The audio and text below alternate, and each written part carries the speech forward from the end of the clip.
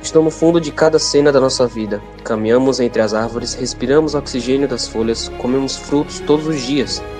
Mas você já parou para se perguntar quem são elas? De onde elas vieram? O que carregam em sua história? E você tem algum conhecimento sobre as plantas? Cara, na verdade não.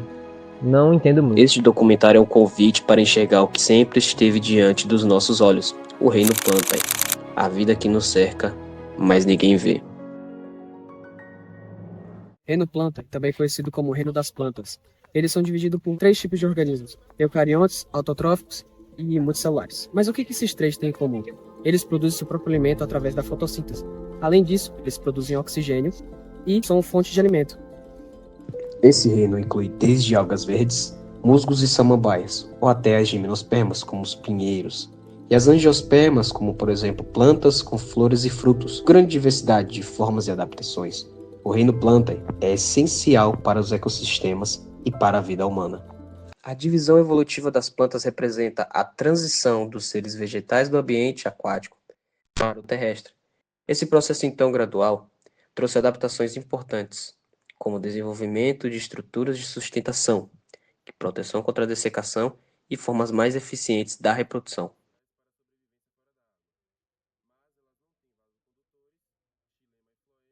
As briófitas foram as primeiras plantas terrestres a surgir no mundo. Evoluíram a partir de algas verdes clorófitas e são a transição entre algas e plantas vasculares, como samambaias e árvores. Desenvolveram cutículas, estruturas reprodutivas multicelulares e proteção ao embrião, adaptações que foram cruciais para a sobrevivência fora da água. Mas elas não têm vasocondutores, xilema e floema, e por isso dependem da umidade e pequeno porte. As briófitas não têm raízes, caules ou folhas de verdade, mas possuem estruturas que lembram tudo isso.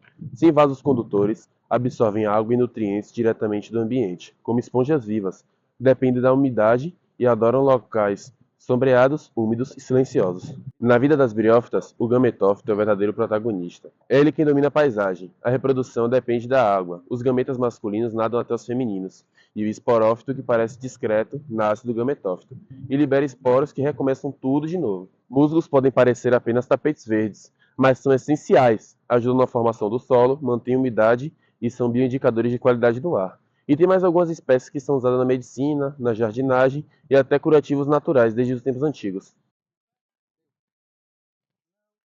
As primeiras plantas vasculares do planeta surgiram cerca de 400 milhões de anos, sem sementes, mas com vasos condutores, conquistaram a terra firme. Hoje elas dividem-se em 4 grupos principais: as licófitas, as cavalinhas, as psilófitas e as icônicas samambaias. As pteridófitas têm raízes verdadeiras, caules aéreos e subterrâneos e folhas chamadas frondes. Possui xilema e floema, que garante o transporte de água e de nutrientes. Uma evolução decisiva para a vida fora d'água.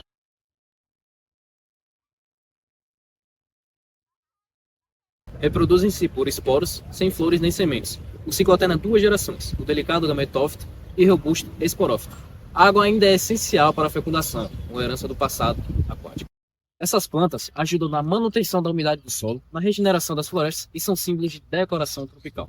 Sabia que florestas e pteridófitas deram origem ao carvão que usamos até hoje? Ou que algumas vivem em pedras e rachaduras desafiando os limites da vida? As gimnospermas são plantas enigmáticas que dominaram a Terra muito antes do surgimento das flores. Sua história evolutiva remonta a mais de 300 milhões de anos, quando começaram a se destacar entre os primeiros grupos de plantas com sementes. Diferentes linhagens deram origem aos principais grupos atuais: as coníferas, as cicas, os ginkgos e as gnetófitas, cada uma com suas características únicas, mas unidas por um traço em comum: suas sementes nuas, não protegidas por frutos. Morfologicamente, as gimnospermas impressionam. Muitas possuem folhas aciculares ou em forma de escamas, adaptadas para resistir ao frio e à perda de água. Seu sistema vascular é altamente eficiente, permitindo o transporte de seiva a grandes alturas, como vemos nos imensos pinheiros e sequoias.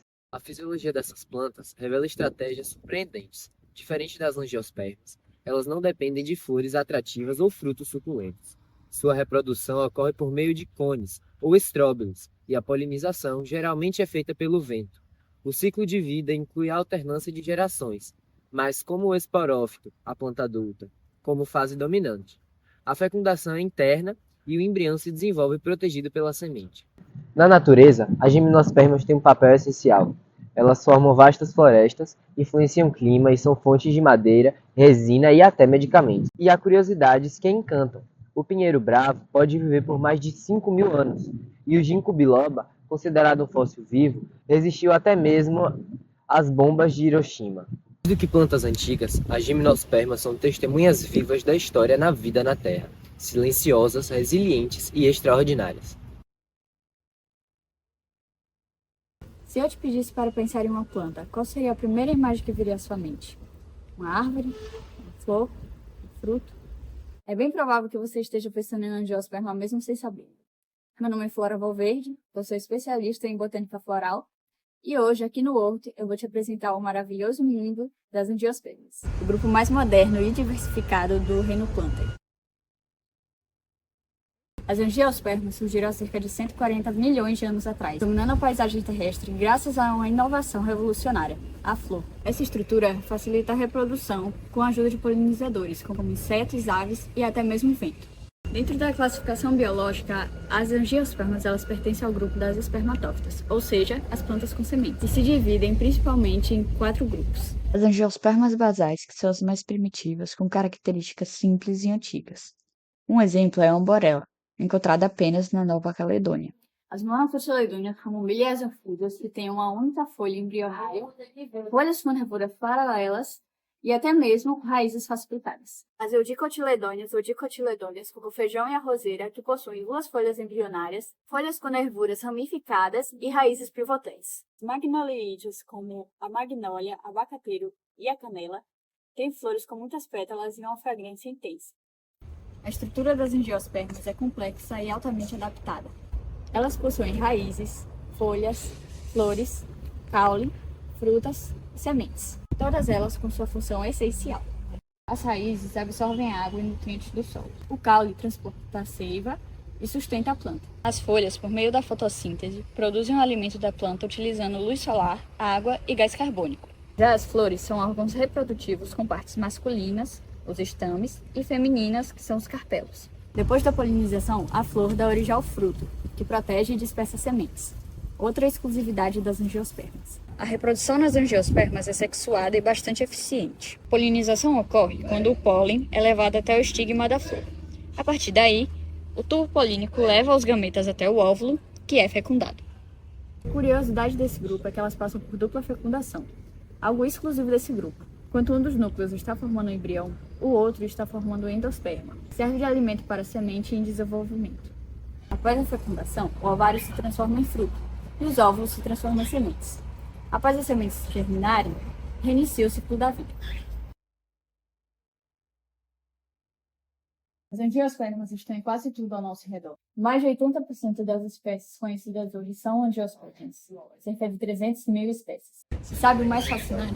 Sem elas, a vida que nós conhecemos não existiria. Elas sustentam os ecossistemas inteiros, controlam o clima e garantem o oxigênio que nós respiramos. Então, da próxima vez que você vir uma flor, um fruto ou até mesmo arroz no seu prato, lembre-se, você está diante de uma angiosperma. Agora que você conheceu a trajetória das plantas, das pequenas briófitas até as complexas angiospermas, pare e pense. Quantas delas você reconhece ao caminhar pela rua? Quantas vezes você já agradeceu por estarem no seu prato, nas suas roupas ou então na sua casa? As plantas moldaram o mundo, mas seguem invisíveis aos nossos olhos, e se pararmos de ignorá-las? No começo, te perguntamos se você percebe as plantas à sua volta. E agora? Depois de conhecer cada grupo, você vê o mundo de forma diferente? Reino Plantae, invisível não por ausência, mas por ignorância.